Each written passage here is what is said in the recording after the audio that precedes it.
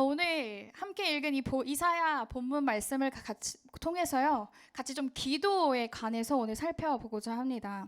오늘로는 감당이 안 되더라고요. 너무 길어서 오늘과 다음 시간까지 좀 제가 두 번에 걸쳐서 설교를 하려고 합니다.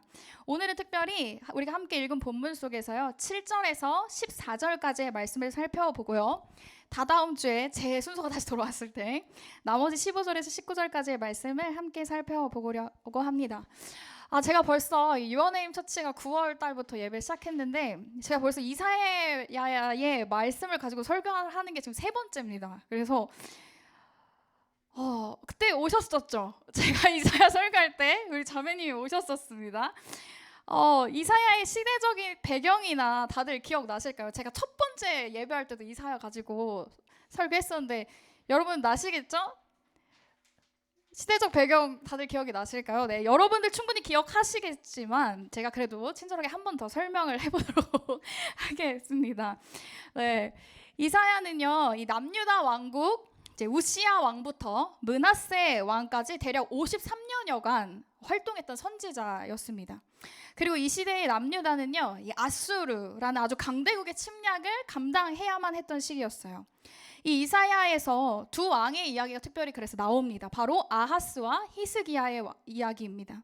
이 두 왕은 모두 아수르의 침략에 맞서서 싸워야 했습니다.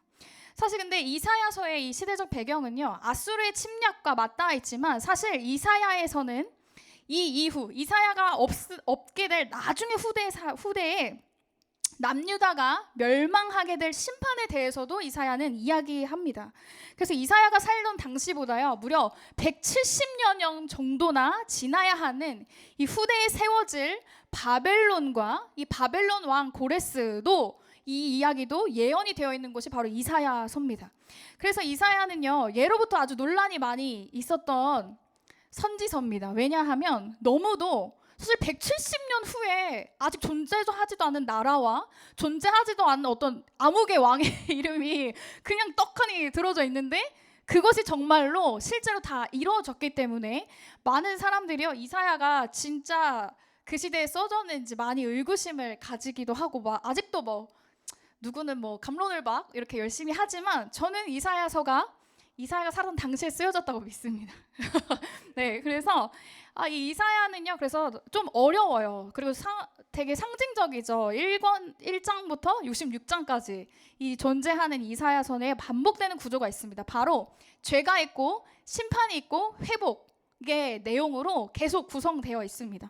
그래서 히스기야 왕 이야기가 나오는 36장에서 39장을 기준으로요, 크게 전반부와 후반부가 나뉘게 됩니다. 그래서 전반부는요 이 아수르에 대한 이야기로 구성되어 있고 이 후반부는 바벨론에 대한 이야기가 나옵니다. 그래서 이 이사야는요 지금 현재 남유다가 현재 처한 어려움인 아수르의 침략과 그들의 강포와 위협에 대해서도 이야기하지만 동시에 앞으로 먼 훗날에 남유다에게 찾아오게 될 또 다른 시련인 바벨론의 침략과 예루살렘 성의 파괴와 남유다의 멸망에 대해서 하나님의 말씀을 전달하고 있는 것이 바로 이사야 선지서입니다. 한마디로 이러나 저러나요 지금 남유다는 파리한 목숨의 상태인 것이죠. 남유다는요 그들의 적들의 손에 이제 멸망당하게 될 위험과 그 가능성이 거의 확정시되는 그 상황 속에 놓여 있었습니다. 특별히 우리가 읽은 본문에 속해 있는 이 후반부는요, 그럼 그 하나님이 어떻게 이스라엘 백성과 그 백성들을 회복하실 것인지에 대한 아주 희망적이고 소망의 내용과 이 회복의 방법, 그리고 회복 이후에 이들이 어떠한 삶을 살게 될 것인지에 대해서 다룹니다. 그냥 단지 남유다와 이스라엘을 구원하신 하나님이 아니라요, 온 인류를 구원하시게 될 예수님에 대해서까지도 선지서는 이야기하고 있습니다. 그래서 우리가 읽은 오늘 이 본문이요 63장은 아주 사실 하이라이트 부분에 속해져 있어요. 바로 이 메시아에 대한 예언, 예수 그리스도에 대한 예언이 속해져 있는 후반부에 좀 하이라이트인 본문입니다. 그래서요 특별히 오늘 이 본문의 63장 우리가 함께 읽은 이 본문은요 지금 이사야의 기도가 담겨져 있습니다. 이 이사야의 기도를 통해서요, 오늘 우리가 이 그리스도인들이 늘 염두해야 할 어떤 기도의 특징과 좀 원리가 어떤 것들이 있는지에 대해서 함께 살펴보고자 합니다. 여러분, 우리 기도의 방법이 막 참 여러 가지가 있다고 이야기해요. 뭐 읊조리는 기도, 뭐 관상기도 아세요? 관상기도? 신대원 가면 배우는데 관상기도 이런 것도 있고, 뭐 침묵기도, 아니면 뭐 그런 방법들이 있고, 또 누군가는 뭐 진솔하게 하나님 앞에서 친구처럼 기도해야 한다고도 이야기도 합니다. 때로는 또 어린아이와 같이 막 필요를 하나님께 당당히 구하는 기도를 해야 한다고도 누구 또 이야기는 합니다. 저희 첫째 유유리의 기도가 늘 그런데요. 저희 집은 잠자기 전에 기도 순번이 있습니다. 그래서 월수금은 저희 첫째 딸이 기도하고, 화목은 제가 기도하고, 이제 토요일 주일은 저희 남편이 기도를 하는데요. 유유리가 3번이나 하잖아요. 왜 하는지 아세요? 바로 엄마 아빠 기도하면 너무 기니까 자기가 빨리 하고 끝내버리고 자려고 자기가 3번을 하기로 했어요. 그래서 뭐 믿음이 좋아서가 아닙니다. 그냥 자기가 빨리 기도를 끝내버리고 자려고, 네, 그렇게 기도하는데요.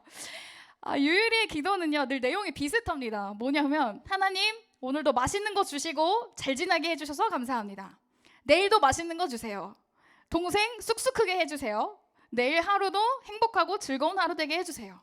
용돈 많이 주세요. 뭐 보통 이런 내용의 기도들을 늘 저희 딸이 합니다. 근데 제가 이걸 소개하는 게 뭐 저희 딸의 기도를 막 비하하고자 하는 게 아니고요. 이런 순수한 기도들도 물론 필요합니다. 그리고 제가 앞에서 말한 어떤 다양한 다른 기도의 방법들 하나같이 전 다 존중합니다. 그렇지만 우리의 기도의 수준이요, 늘 제자리에 머물러 있기보다 우리가 하는 기도의 내용도 계속해서 하나님 앞에서 성숙해져 나가야 하는 영역임을 오늘 좀 나누려고 합니다. 우리의 믿음이 자라듯이요, 우리가 하나님 앞에서 우리의 전인격이 늘 성화되어 가듯이 우리의 기도 또한 날마다 성숙해져야 하고 성장해야만 합니다. 그리고 하나님 앞에서 우리의 기도도 같이 함께 자라나가야 하는 줄 저는 믿습니다. 그래서 오늘 성경 속에 나온 이 이사야뿐만 아니라 성경 속에, 여러분 성경을 잘 읽다 보시면요, 자세히 살펴보면 하나님께 쓰임받은 지도자와 선지자들의 기도 속에는 특별한 어떤 특징들이 반복된다는 것을 우리는 발견할 수 있습니다. 그래서 오늘 설교를 들으시고 꼭 집에 가서 한 번씩 봐보세요. 뭐 구약에 있는 모세의 기도, 아니면 시편의 다윗의 수많은 기도들, 아니면 선지서들에 기록된 어떤 선지자들의 특정한 기도들을 보시면 그 흐름과 특징이 매우 유사하다는 것을 우리는 발견할 수 있습니다. 그래서 저는 오늘 이 저녁에 이 이사야의 기도를 통해서요, 우리의 기도를 돌아보고 우리가 하는 기도와 좀 비교해보고, 또 우리의 기도가요 한층 더 하나님 앞에서 성숙해지는 시간이 되기를 소망하는 마음으로 오늘 말씀을 준비했습니다. 네, 잘 들어주시길 바랍니다. 아멘. 이사야의 기도를 통해서 알 수 있는 기도의 특징 첫 번째, 이 선지자들과 많은 성경의 인물들이 했던 기도의 특징 첫 번째는요, 기도는 하나님과 하나님의 성품을 깨닫는 데서 출발한다입니다. 함께 좀 따라해 볼까요? 기도는 하나님과 하나님의 성품을 깨닫는 데서 출발한다. 네, 이게 첫 번째입니다. 오늘 7절 본문 말씀을 보면요, 지금 이사야는요, 가장 먼저 하나님이 어떠한 분이신지, 하나님이 행하신 일과 그분의 성품을요 제일 먼저 고백하고 있습니다. 이 구절을요 좀 최근에 쉽게 번역된 새 한글 성경 번역으로 보면 좀 더 잘 이해할 수 있을 것 같아서 제가 옆에 새 한글 성경 번역으로 실어 보았습니다. 그래서 이 새 한글 성경 번역으로 7절을 함께 다시 읽어보도록 하겠습니다. 읽어보겠습니다. 시작. 여호와의 한결같은 사랑의 증거를 내가 기리겠습니다. 여호와께서 찬양 받으실 일들을 기리겠습니다.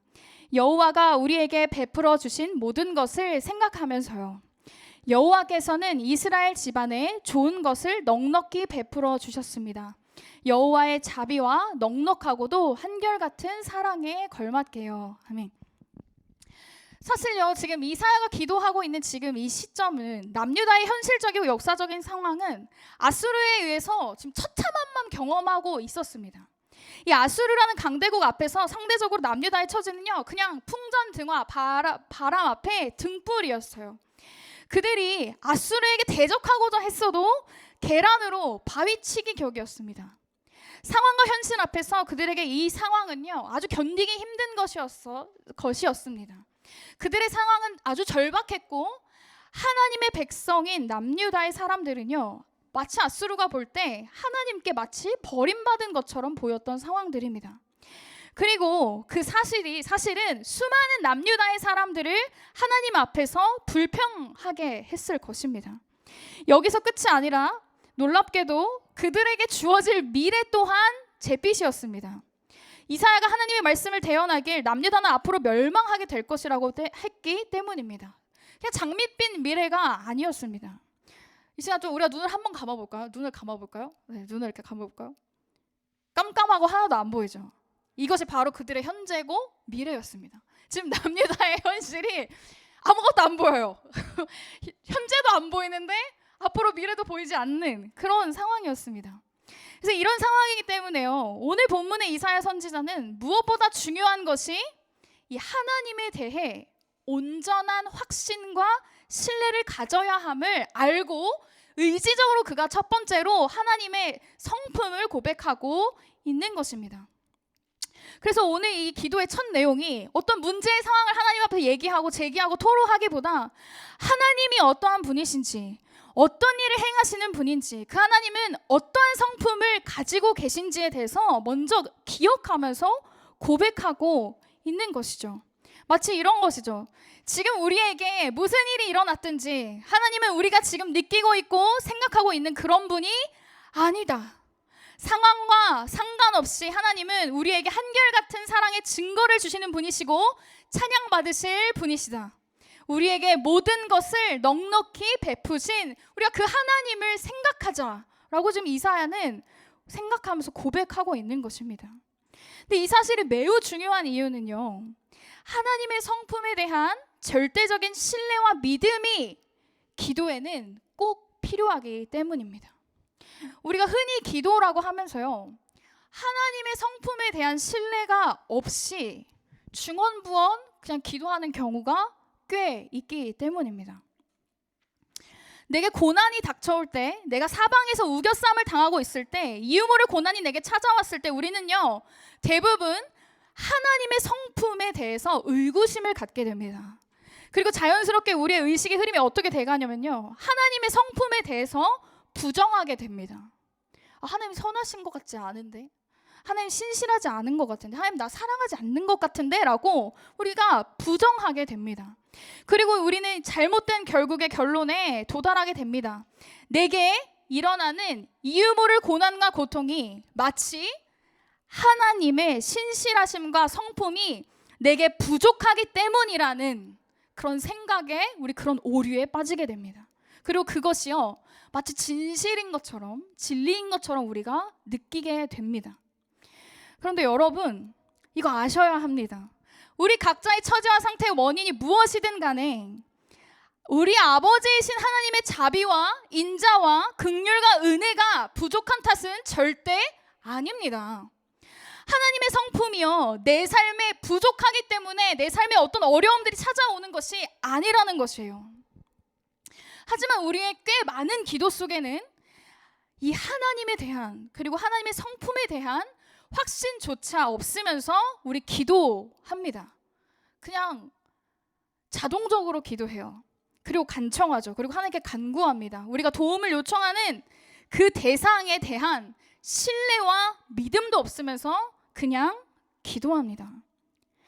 하나님의 성품에 대한요, 이 의구심을 가지고 하는 기도는요, 결국 무의미합니다. 좀 세게 말해서 죄송한데 무의미합니다. 왜냐하면 내가 지금 기도라는 대상에 대해서 의심하면서, 믿지 않으면서, 그 성품을 신뢰하지 않으면서 하기 때문이죠. 그렇게 마치 하나님이 나를 치시는 것 같은, 나를 마치 대적하시는 것 같아 보이는 상황에서도 기도의 자리로 나아가기 전에 우리가 제일 먼저 해야 될 일은요, 바로 하나님에 대한 우리의 생각을 바로 잡는 것입니다. 여러분, 저울에 무게를 달기 위해서 가장 중요한 것이 뭔지 아세요? 바로 0점을 설정하는 거예요. 여러분 혹시 수산시장 가보셨어요? 수산시장 아줌마들이 막 무게 더 하려고 막 이렇게 하면 우리 짜증나잖아요. 우리 돈 내야 되는 입장에서 그게 0점이 제대로 안 돼 있으면 화가 나잖아요. 그만큼 이 무게를 재기 위해서 그 무게를 정확하게 측정하기 위해서 0점이 제일 중요하고 이게 기본이 되는 것처럼요. 우리가 기도하기 전에도 우리의 마음과 생각 가운데 자리 잡은 하나님의 성품에 대한 만약에 개운치 않은 생각이 티끌만큼이라도 있다면 우린 그 생각을 버리고 하나님의 성품을 기억해야 하는 것이 먼저이고 가장 중요한 순서입니다. 우리가 어떠한 상황에 처해 있어도 내게 지금 말로 설명할 수 없는 일들이 벌어져도 우리는 하나님의 성품을 신뢰할 수 있어야 합니다. 사단은 우리에게 계속해서요 하나님의 성품에 대해 거짓을 속삭이고 하나님을 올바르게 그리고 오롯이 볼 수 없게 합니다. 그런데 그럼에도 불구하고 우리는 하나님이 어떠한 분인지 우리가 의지적으로 기억해야 해요. 그리고 하나님이 어떠한 분인지 어떠한 성품을 가지신 분인지 기도하기 전에 다시 한번 우리가 새기고 우리의 마음속에 인지하고 인식해야 합니다. 그리고 그것이 바로 이 기도의 출발점이어야 합니다. 그래서 오늘 본문 말씀에서 이사야가 하나님이 어떠한 분인지 그분의 성품이 무엇인지를 기억하고자 했기 때문에 이사야는요 지금 하나님에 대해서요 하나님 앞에서 하나님의 성품에 대해 신뢰하지 않는 말들을 내뱉지 않았고 그의 입술을 지켰습니다. 그리고 그가 하나님에 대해 하나님의 성품에 대해 신뢰함으로 시작하는 이 기도는요 결국 하나님의 마음을 움직이게 하는 기도가 되었습니다. 사랑하는 저희는 오시는 분들 다 유어네이머라고 부르거든요. 저희 교회 이름이 유어네임 처치여가지고 네 사랑하는 유어네이머 여러분, 여러분의 삶 속에 어떠한 상황이 벌어져도 언제나 하나님에 대한 성품과 그분의 사랑으로 다시 돌아와 여러분 스스로를 재정비하시기를 주님의 이름으로 축복합니다. 기도의 시작은 바로 하나님의 성품을 신뢰함에 있어서 시작한다는 것을 여러분 기억하시고 믿으시길 주님의 이름으로 축복합니다. 그리고 이 기도뿐만 아니라 사실은 우리 신앙생활의 모든 기초가 바로 하나님과 그분의 성품을 신뢰하는 것에서부터 비롯됨을 기억하시는 지혜가 있기를 여러분이 주님의 이름으로 축복합니다. 여러분에게 향한 하나님의 사랑과 자비와 선하심과 인자하심, 우리가 방금 찬양했던 그 모든 것이요 은혜가 결코 부족하기 때문이 아님을 여러분 믿으시길 진심으로 축복합니다. 우리를 향하신 하나님의 성품은 한 번도 부족한 적이 없었습니다. 결코 부족하지 않습니다. 그리고 우리에게 이미 넘치게 이미 주어진 것들임을 믿으시길 축복합니다. 그래서 이 사실을 믿는 자에게 하나님은 그분의 성품을 더 알려주시길 원하시고 또 더 계시하여 주실 것입니다. 믿으세요? 아무도 안 믿으시네요. 믿으세요? 네, 아멘. 좋습니다. 두 번째, 이제 이사야의 기도를 통해 알 수 있는 기도의 특징 두 번째는요. 이게 진짜 중요한데 과거를 돌아보는 것입니다. 과거를 돌아보는 것. 제가 또 옆에 새한글 성경을 붙여왔습니다. 제가 이 성경 버전을 되게 좋아해요. 되게 쉽게 되어 있거든요. 그래서 좀 우리가 이 새한글 성경 버전으로 63장 8절부터 14절까지 제가 읽어볼 테니까 여러분들 눈으로 따라서 읽어주시면 되겠습니다. 8절부터 읽겠습니다. 여호와께서 말씀하셨습니다. 확실히 나의 백성이야. 그들은 신의를 저버리지 않는 자녀들이지. 그래서 여호와께서 그들에게 구원의 하나님이 되셨습니다. 그들이 괴로움을 겪을 때마다 여호와께서도 괴로워하셨습니다. 여호와 앞에 천사가 그들을 구원했습니다. 여호와께서 그들을 사랑하시고 불쌍히 여기셔서 그들을 되사셨습니다. 옛적 모든 날 동안 여호와께서 그들을 들어 올려 업어주셨습니다. 그러나 그들이 반항하여 여호와의 거룩한 영을 아프게 했습니다. 그래서 여호와께서 그들에게 원수가 되셨습니다. 친히 그들과 싸우셨습니다. 그러자 여호와의 백성이 옛날 모세의 때를 기억하며 말했습니다. 어디에 계십니까? 자신의 양떼를 그 목자들과 함께 바다에서부터 이끌어 올리신 여호와는 어디 계십니까? 그 양떼 가운데 자신의 거룩한 영을 두신 여호와께서는 자신의 영광스러운 팔이 모세의 오른편에서 나아가게 하셨습니다. 그들 앞에서 물을 가르셨습니다. 자신의 이름을 영원히 떨치려 하신 것입니다. 여호와께서는 그들이 바다 깊은 곳으로 걸어가게 하셨습니다. 광야의 말처럼 그들이 걸려서 비틀대지 않게 하셨습니다. 골짜기로 내려가는 짐승처럼 여호와의 영이 그들을 쉬게 하셨습니다. 이렇게 주님이 주님의 백성을 이끌어 주셨습니다. 주님의 영화로운 이름을 떨치려 하신 것입니다. 아멘. 이제 이사야는요 7절에서 하나님과 하나님 성품에 대해서 고백하고 난 후에요 8절부터 14절까지 이르러서요 이스라엘의 역사를 되돌아보고 있습니다. 하나님이 과거에 자신의 백성을 어떻게 대하셨는지 되돌아보는 것, 지금 바로 그것을 지금 이사야는 바로 연이어서 기도하고 있습니다. 그 과거의 하나님이 지금도 여전히 자신의 백성, 자녀들을 동일하게 대하시는 분이심을 이사야는 알았기 때문이었습니다. 먼저 우리가 한 번에 8절을 좀 살펴볼까요? 하나님이 자기 백성을 어떻게 대하셨는지 회고할 때 가장 먼저 이사야가 고백한 일은 바로 하나님이 자신들을 백성으로 불러주신 일에 대하여, 그리고 그것이 자신들에게 하나님의 가장 큰 선하심임을 먼저 기억하면서 고백하고 있습니다. 이스라엘을 자녀로 부르신 하나님의 선하심에 대해서 지금 고백하고 있는 것이죠. 이 일은요 이스라엘이 더 낫고 무언가 더 잘하고 다른 나라보다 막 명예가 넘치고 그들의 신분이 귀하기 때문에 그들이 잘나서 백성이 된 것이 아니라 그저 오롯이 하나님의 전적인 은혜와 그분의 선하심이었기 때문임을 지금 이사야는 고백하고 있는 것입니다. 전적으로 하나님이 백성으로 삼아 주셨기에 백성이 그들이 되었습니다. 이 고백을 이사야가 하는 이유는요 아주 명쾌합니다. 바로 이 사실이, 이 진리가 그들이 붙잡아야 하는 아주 명백한 진리였기 때문이에요. 왜냐하면 바로 하나님이 그 백성을 부르셨고 그들 안에서 하나님이 일을 시작하셨기에 그들의 구원자도 마지막까지 되어주실 것임을 그가 신뢰했기 때문입니다. 하나님과 그 성품에 대한 올바른 신뢰가 낳을 수 있는 믿음이었던 것이에요. 8절에 정말 이스라엘이요 거짓을 행하지 않는 자녀이기 때문에 그들이 하나님의 구원을 얻은 것이 아닙니다. 우리 너무 잘 알죠? 이미 말할 수 없이 이스라엘이 하나님 앞에서 거짓들을 행해왔습니다. 죄를 지어왔어요. 그러나 그들을 하나님이 자녀로 삼으시고 백성으로 삼으신 것은요 오직 하나님의 전적인 은혜와 그분의 선하심 때문임을 이사야는 알았던 것이고 다시 한번 기억하고 있는 것입니다.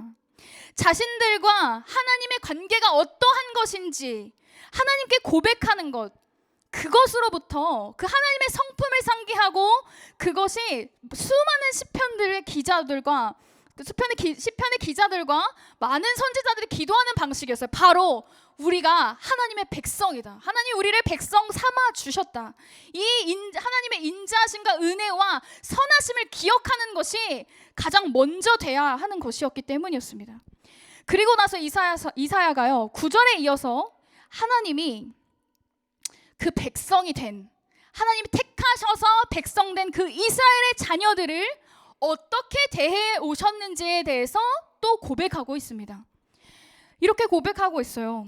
당신의 사랑하는 백성이 괴로움을 겪을 때 하나님도 괴로워하셨고 그분의 사자로 하여금 우리를 구원하시기도 하셨으면서 사랑과 자비로 늘 우리를 구원하시고 모든 날에 백성을 들어 올려 안아주셨다라고 이사야가 고백하고 있습니다. 지금 자신들의 상황은요, 현실은요, 곧 갈대아인 바벨론이 쳐들어서 우리들의 성을 점령하고 부수고 우리 포로로 끌려가게 될 것이지만 우리가 믿는 하나님은, 또 신뢰하는 하나님은 그 백성을 늘 안고 달리시며 괴로운 날들을 구원하시며 광야와 사막과 강과 바다를 건너게 하신 하나님이심을, 이것이 자신의 백성을 향한 하나님의 선하심임을 기억해야 한다는 것을 지금 이사야가 기도로서 고백하고 있는 것이에요. 백성을 대하시는 그 하나님의 태도, 그 백성을 대하시는 하나님의 사랑에 대해서 지금 기억하고 있는 것입니다. 그런데 놀랍게도 언제나 이스라엘은 늘 똑같은 문제에 빠집니다. 바로 10절의 모습이죠. 10절에 뭐라 되어 있냐면 그들이 반역하여 주의 성령을 근심하게 하였으므로 그가 돌이켜 그들의 대적이 되사 친히 그들을 치었으니, 하나님의 놀라운 축복과 선하심을 그리고 선대받은 그들이요, 도리어 하나님을 반역하고 주의 성령을 근심하게 하는 일들을 행합니다. 놀랍게도 구약의 모든 사건을 찾아봐도 늘 이 패턴이 존재합니다. 하나님의 전적인 은혜로 구원을 받은 이스라엘은요, 점점 이 사실을 대수롭지 않게 생각하게 됩니다. 하나님의 특별한 백성으로 하나님과 관계 맺고 축복을 받을 만큼 받은, 축복을 얻은 그들은요, 오히려 다른 나라와 다른 나라의 신들을 부러워하기 시작합니다. 왜냐하면 하나님을 믿는 신앙생활이요, 편협하다고 느끼기 때문이었어요. 야, 십계명 좀 봐라. 야, 먹고 싶은 것도 먹을 수 없고 우리가 따라야 할 것들이 너무 많잖아. 아니, 하나님 믿는 거 왜 이렇게 버거워? 감당하기 힘든, 너무너무 내게 너무 무거운 멍에같이 느껴져. 내가 원하는 대로 살 수 없는 거잖아. 아마 이스라엘 백성들이요, 늘 이렇게 느꼈을지 모르겠습니다.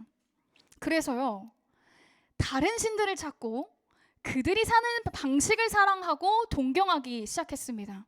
그리고 그것이 결국 주님의 성령을 근심하게 했습니다. 하나님이 친히요, 자신을 계시해 주시고 자신의 법을 상세하게 알려주셨음에도 불구하고요, 그것을 거부한 채 하나님께 등을 돌리고 우상들을 사랑했습니다. 우상에게 절하고 온 마음을 빼앗겨 그들을 경배했습니다. 이것이요, 이스라엘이 늘 되풀이해오던 역사였습니다. 그런데 놀랍게도 그 당시 고대 사회에 살던 이스라엘만 이 일을 겪지 않습니다. 현대를 살아가는 우리도 복음적인 생활 방식이 편협하다고 느낍니다. 어렵다고 느껴요. 이 세상과 역행하는 것처럼 느껴지니까 너무 무겁고 내 맘대로 살 수 없는 것 같이 느껴지는, 현대에도 동일하게 우리는 느끼고 있습니다. 비단 과거의 이스라엘의 역사만이 아니라 지금 현재를 살아가는 우리의 모습도 동일합니다. 이스라엘은 늘 상황과 환경을 탓하고 그리고 타협하면서, 세상과 타협하면서 다른 우상들을 섬기면서 하나님의 곁에서 스스로 멀어졌습니다. 그런데 사랑하는 여러분, 이사야는 그리고 성경에 나오는 모든 선지자들은 이방 나라들이 이스라엘에 쳐들어오는 것이 문제라고 여기지 않았습니다. 이스라엘의 원수의 힘과 능력 때문에요, 이스라엘이 패한 적은 한 번도 없었습니다.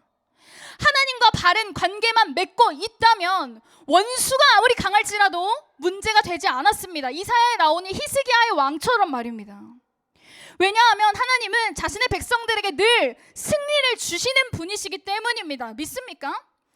원수가 강해서 넘어진다는 것은요, 결코 사실이 아닙니다. 이스라엘이 그리고 하나님의 백성이 패하고 넘어지는 이유는 항상 스스로가 하나님을 반역하거나 대적하여 하나님의 성령을 근심하게 했기 때문입니다.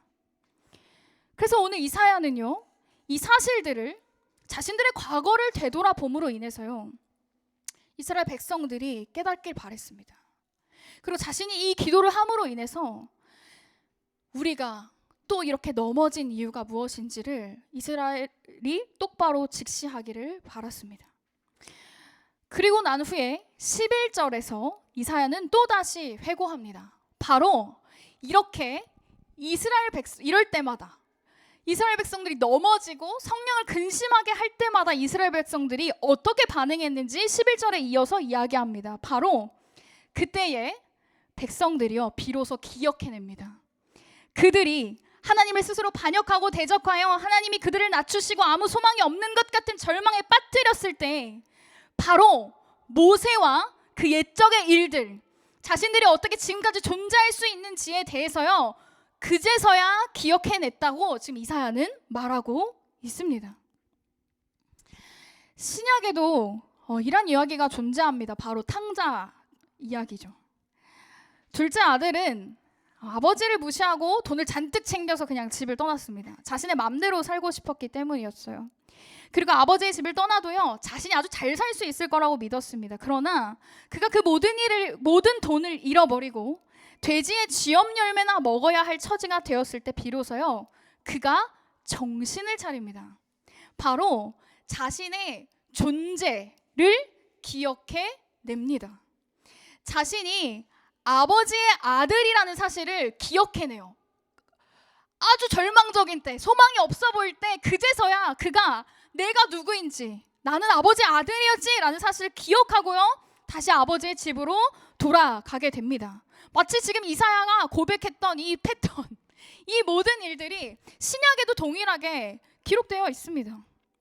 이와 같이 하나님의 백성은요, 자신들의 과거를 통해 또 과거를 상기하면서 내가 누구인지, 자신들이 누구이며 어떠한 존재인지를 기억할 때에 비로소 그제서야 회개하고 다시 하나님 앞에 돌아왔다고 지금 이사야는 고백하고 있습니다. 그래서요, 이사야는 11절부터 13절에 이르기까지 그래서 그 하나님을 찾으며, 하나님 어디에 계십니까? 우리에게 늘 구원을 베푸셨고 모세의 때에 모세를 구원하시고 모세를 통해 구원하셨던 그 하나님 어디 계십니까? 라고 지금 이제서야 하나님을 찾기 시작해요. 우리에게 놀라운 일을 행하셨던 그 하나님이 어디 계십니까? 라고 고백하면서요, 자신들을 돌이키고 회개하고 있습니다. 그러면서 결국 다시 하나님을 찾고 있죠. 하나님을 찾는 것만이 유일한 구원임을요, 이사야는 알고 있었습니다. 우리를 다시 구원하실, 우리를 다시 자녀 삼아주실 우리 아버지가 되시는 그 하나님을 다시 구하고 찾는 것이요, 유일한 길임을 이사야는 알았습니다. 그렇기 때문에 오늘 이사야는 이 기도 속에서 하나님을 기억하며, 하나님이 우리의 과거를 돌아보며, 이스라엘 백성들의 과거를 돌아보며 그 속에서 그들의 정체성을 기억하고 다시 하나님을 구하는 것임을, 하나님을 찾아야 함을 지금 이사야는 알고 기도하고 있다는 거예요. 내게 구원을 베푸시고 나를 백성 삼아 주시고 자녀 삼아 주신 그 하나님을 찾는 것, 나의 모든 환난에 사실은 동참하고 함께 계시며 주의 천사로 하여금 나를 구원하셨기도 하셨으며 사랑과 자비로 늘 구원을 베푸신 그 하나님을 찾는 것, 이것이 유일한 일임을 이사야는 자신의 기도를 통해서 고백하고 있습니다. 그래서 제가 다음번에 살펴볼 이 15절부터는요, 그제서야 이사야는요 직접 하나님 찾기 시작합니다. 하나님 찾는 기도를 15절부터 드리기 시작해요. 직접 구하기 시작하는 기도를 드립니다. 사랑하는 여러분, 하나님을 찾는 것 외에 우리에게 다른 중요한 일은 아무것도 없는 줄 믿습니다. 우리가 해야 할 가장 첫 번째 일은, 우리가 양보할 수 없는 절대적인 일은 바로 하나님을 찾는 것인 줄 신뢰하시길 바랍니다. 혹시 우리가 지금 완전히 낮아진 마음으로 우리의 반역과 어리석음과 미련한 자랑 때문에 지금 수치를 경험하고 있다면, 우리의 마음이 그런 상태에 놓여 있다면 다시 우리 아버지 되시는 하나님께 돌아가시기를 축복합니다. 아버지를 찾으세요. 찾아낼 때까지 찾으세요. 하나님은 간절히 찾는 그 한 사람을 늘 기다리고 계시며 찾고 계십니다. 그 하나님 아버지를 찾아내는 순간 우리는 그가 여전히 자비와 인자와 긍휼과 사랑과 은혜와 우리에게 필요한 모든 것으로 충만하신 분임을 알게 될 것입니다. 하나님의 능력과 그의 성품은 결코 조금도 줄어들지 않았습니다. 이것이 진리입니다, 여러분. 이것을 신뢰하시길 주님의 이름으로 축복합니다. 우리가 어떠한 죄를 지었던 간에 그 하나님의 성품과 능력은 결코 조금도 우리를 향해 줄어들지 않았습니다. 이것이 진리입니다. 이것이 변함없이 우리를 품어주시며 사랑하시며 영원히 동일하신 하나님이신 것을 여러분이 하나님을 찾게 될 때 알게 될 것입니다. 그리고 하나님은 우리에게 알게 하실 것입니다.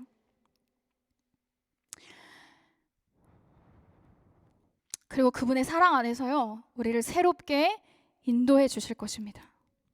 저는 오늘 이 저녁에 이 사실이 여러분들에게 그냥 흩어지는 말이 아니라 진심으로 여러분의 마음 가운데 믿음으로 심어지기를, 그런 은혜가 있기를 주님의 이름으로 축복합니다.